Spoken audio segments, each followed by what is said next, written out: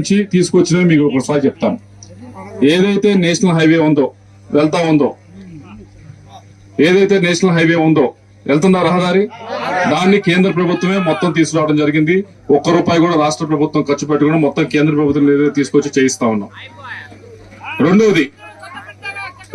రెండోది ఈ ప్రాంతానికి సంబంధించి కేంద్రీయ విద్యాలయం అంటే కేంద్ర ప్రభుత్వం ఉంది. తాళ్లపల్లి గ్రామంలో ఇక్కడ నుంచి 7-8 కిలోమీటర్లే. ఎక్కడ మామూలు కేంద్రీయ విద్యాలయాలు అయితే గుంటూరుకి రావడం కూడా కష్టం. గుంటూరు, తెనాలి ఇటువంటి ప్రాంతాల్లో కూడా ఏదో 10 సంవత్సరాలు కొట్టిస్తారు. అటువంటిది మాచర్లో ఒక మారుమూల ప్రాంతానికి మనం కేంద్రీయ విద్యాలయాన్ని ఈ సంవత్సరం శాంక్షన్ చేసుకోగలిగాం. దీనివల్ల ఉపయోగం ఏంటని అడుగుతారు. దీనివల్ల ఉపయోగం ఏంటంటే ఇక్కడ ఉన్న పిల్లలు కూడా మంచి కేంద్ర ప్రభుత్వం నడిపే స్కూళ్ళకి మీ పిల్లల్ని పంపించవచ్చు.